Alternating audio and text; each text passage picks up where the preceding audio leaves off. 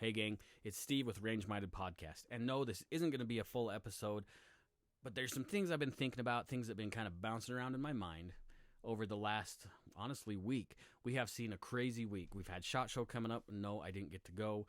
But between SHOT Show and, the elephant in the room, the pistol brace rule from the ATF, there's just been a lot of confusion and kerfuffle and just so much stuff going on in the community, the gun community specifically.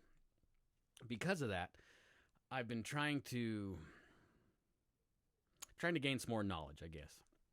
And there's some things I want to talk about tonight. Again, this isn't going to be a podcast, but I'm going to share this on the YouTube channel.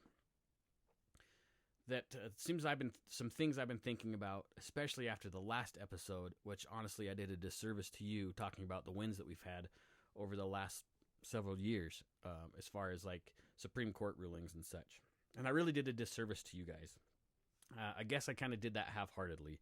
I think I told you I had something recorded and it didn't work out, so in a rush I recorded a whole new show, and I missed a whole bunch of stuff in my show notes. Because I didn't write it down, I just missed a whole bunch, and it was a huge disservice to you guys, and I apologize for that. So, because of that, and because of the recent pistol brace rule, because that's where it all started, I decided I wanted to read the pistol brace rule. I made it 66 pages in to 293 pages, and it was just mind-numbing how frustrating and annoying it was. And I shared with you in the last episode of the podcast some of the stuff that was written down and some of the blatant dishonesty. And honestly, I learned something today about the pistol brace rule that is absolutely disgusting, and we will talk about that in a later show. But because of reading that rule, I decided, you know what? I need to do a little bit better job in presenting information to you guys.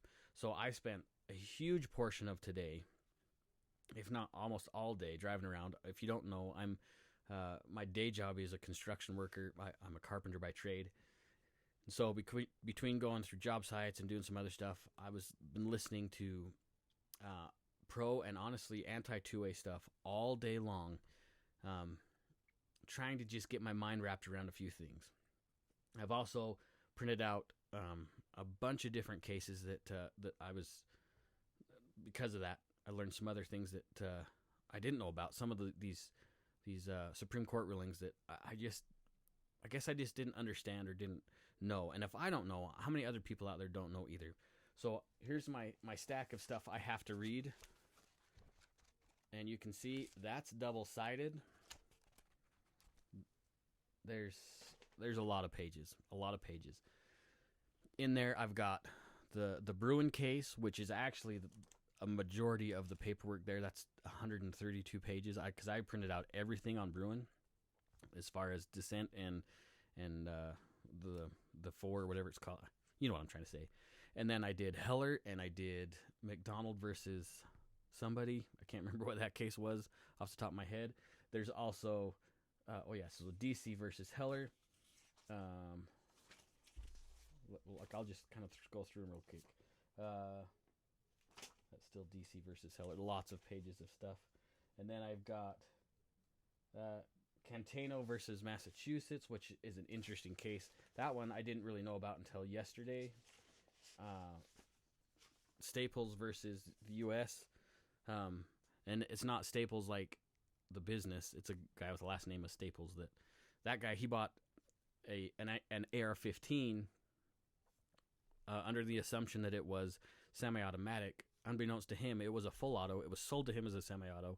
He didn't understand it. I don't know if it was his first gun or whatever. Nonetheless, the ATF charged him with buying a full auto, which is obviously a felony. He didn't register it as a full auto.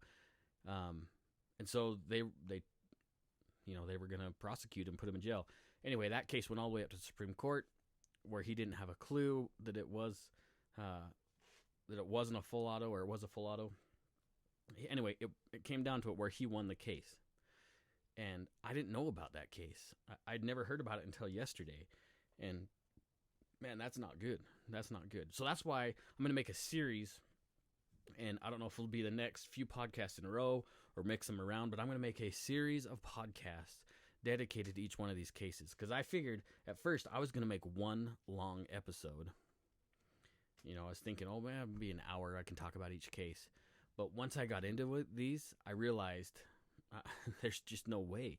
There's no way I can make one episode on just these 4 cases that I was introduced to.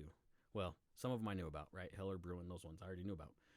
But McDonald and Cateno, or whatever you say it, I didn't know about those cases. And there's a lot to learn. And all this comes back around to the pistol brace rule. It's important for us to understand it. So, do you guys remember in Cars, Lightning McQueen? It's when he's in the town, right? And, what is that? Radiation stinks. And he's talking to Mater, and Mater turns around and he's teasing him about having a crush on Miss Sally, the little Porsche in the movie, right? Anyway, Mater's driving backwards, and Lightning says something like, "Hey, man, you got to stop driving backwards. You're going to hurt yourself. You're going to break something," something like that. Anyways, Mater's like, "Are you kidding? I'm the best driver that ever was," and backwards, and goes all over the place, lights on, just going crazy, right? Super fast. And then Lightning's like, "Dude, how did you do that?" And he's like, "Rear view mirrors. I'll get you some and I'll teach you." You guys know what I'm talking about, right? Now, there's an important story, moral of that story. He was able to drive in reverse because he had rear view mirrors. It's important for us to know where we're going if we know where we've been. All the way back to the original Constitution, right? The Declaration of Independence and our Bill of Rights. It started honestly before that. Our right to defend ourselves goes way back into England, right? Because did you know? Hopefully you guys understood this. I doubt you learned it in school. But you had a right to keep a gun in England up to a point, and then England's like, "Nope, sorry, we need to preserve the game, and you can't just have a gun. That's not safe." So they took the guns away. Sounds a little familiar, right? Well, if you have some time, I was going to read the quote, but honestly, I'm a terrible reader, so I'm not going to read it. But look up Blackstone's commentaries on the Second Amendment. He has commentaries on the whole Bill of Rights, but read his stuff on the Second Amendment. Blackstone. St. George Tucker Blackstone. Okay? Read it. Read his stuff. It's amazing. It's relevant now just like it was then. Understanding where our Second Amendment rights came from and why we had them is going to be how we defeat the nasty laws that are coming in the future. That's why Bruen was such a monumental case. And I know we've talked about Bruen before, and you've probably watched a lot of videos about Bruen. I would encourage you to watch more. Like I said, I listened to, I don't even know how many videos while I was working. I didn't watch the videos, but I listened to them while I was working, because that's the only place I could really find the commentary I was looking for was on the tubes. But once we know where we were and what we had and why we have it, that's how we're going to defeat this stuff in the future. I still think it's going to be a rocky road. This pistol brace thing is going to go to the Supreme Court. It will. It's just going to have to. There's so much stuff happening right now. So much stuff happening that's going to be coming to the forefront, not from the podcast, but I mean as far as the rights that we're going to be able to preserve through the court system. Matt Gaetz just created a bill to defund the IRS or abolish the IRS or whatever. I don't think that's going to go anywhere, but hopefully that sends a message to the IRS saying you have to have congressional approval for this stuff. You can't just make up stuff and say it's good. Hopefully. Something else I was thinking about, and this does have to go back with Bruen. Now, if you remember the decision of Bruen, talked about common use, and I think that's referred to as well in Heller, firearms in common use. I heard a number, I don't know if this is exact, but somebody was saying the number of 200,000 would be considered common use. 200,000. Okay, now that made me think a little bit, because this was rattling through my mind all day. Let's just say handguns are in common use. Is that fair to say? Yeah, handguns have been around forever. In fact, if we go back to the NFA, the National Firearms Act, that was enacted in 1934. Originally, handguns were on that act, but then they realized, well, that's not going to fly. Let's take handguns off. We'll keep short-barreled shotguns and automatic rifles and SBR, short-barreled rifles. We'll keep that in the NFA. So they pulled out the handguns and put everything else in. Okay. Handguns are in common use. Now let's jump to AR-15s. I mean, I don't know how. I guess I could probably look. I'm not sure how many handguns there are in the United States, whether it be semi-automatic or revolver. I don't know how many are in the United States. I doubt there's any real solid numbers on that either. But there's enough to know they're in common use. We know that there's, 300 million firearms in the United States. I would assume handguns are a monster proportion of that, okay? AR-15s, common use. Yeah, we know that there was at least 20 million sold recently, but we probably have 40 to 70 million AR-15s, if not more, that we know about, right? So let's just say 50 million. 50 million ARs. Common use? Yeah, probably. Now, the AR pistol does not fall under the AR number because it's considered a handgun. But we know, just from preliminary manufacturer numbers and the ATF's guess, that there's somewhere between 10 and 40 million pistol braces out there. Maybe not all of them are on AR-style pistols, but I would assume that number is still low. Yeah, I think 40 million is probably still too low on the AR pistol platform. But let's keep the 40 million number. Is 40 million common use? Yes, absolutely. And under Bruen, we can't take that out, right? Or is it Heller? We can't assume that they're now dangerous and unusual. That's the verbiage used in the NFA, that short-barreled rifles and machine guns are dangerous and unusual. But here's a paradox, okay? The ATF recently, because of this pistol brace rule, the final rule, is now saying that anything with a pistol brace would be considered a short-barreled rifle and subject to the NFA.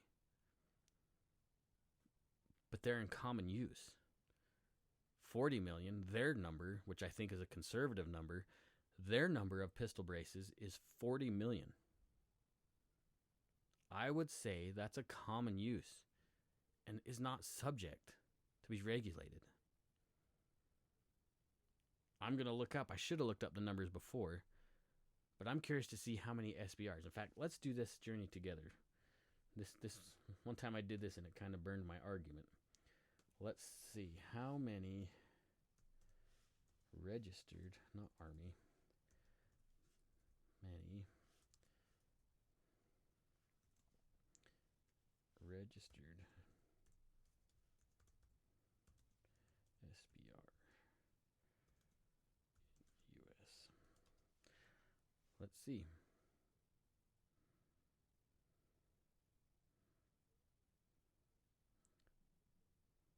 Well, can't use the acronym because it comes up as misspelled as users.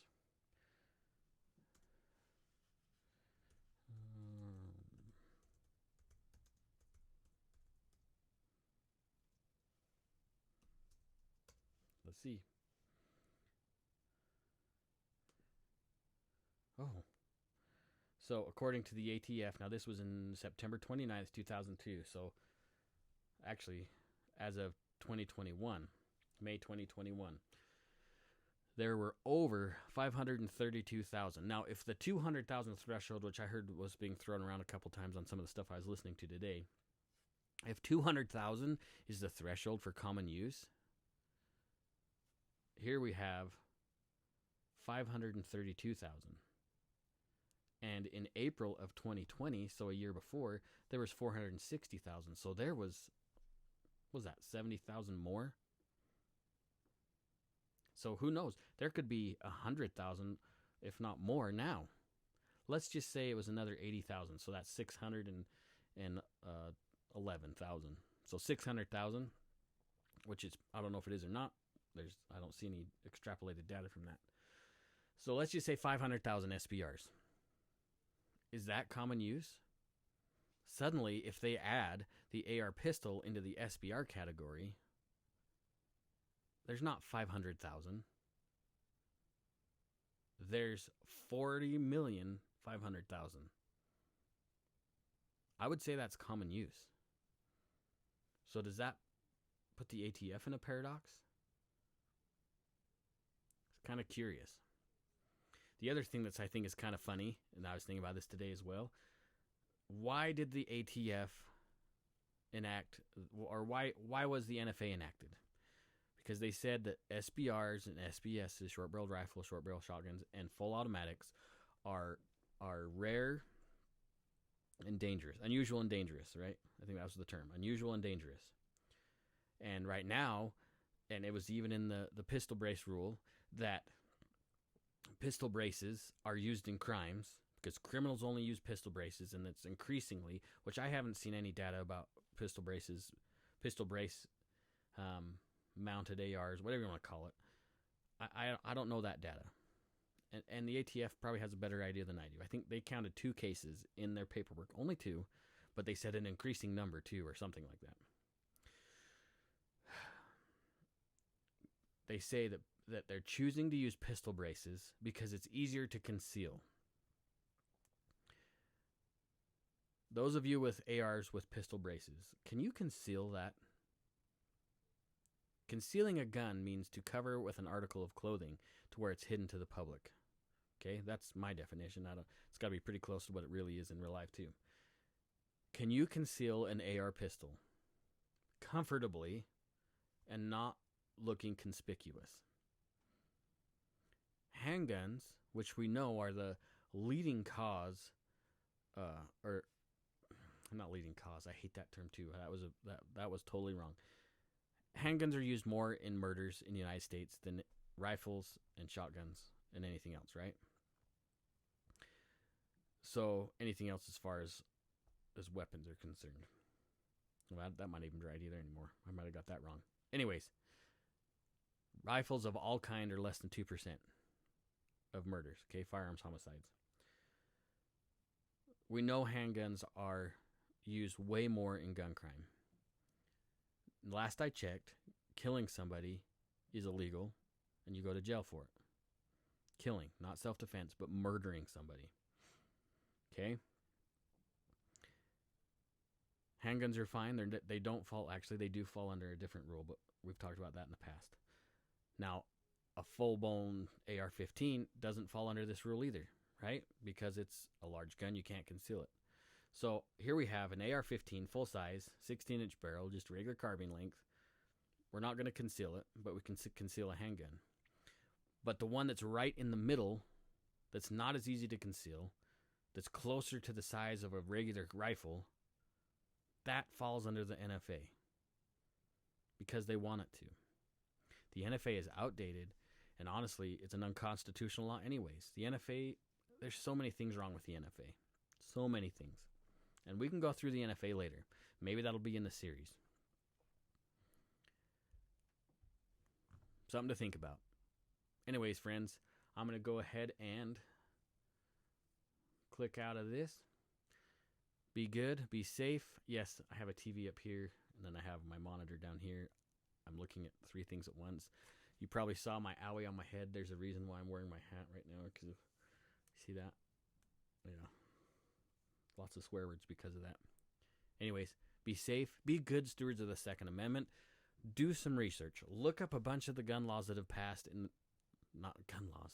The rulings from the Supreme Court that have passed in the past. Use those rearview mirrors. Understand where we've been so we know where we can go in the future. Don't give up. Again, I'm not telling you to register or not register your pistol braces. That is not up for me to tell you.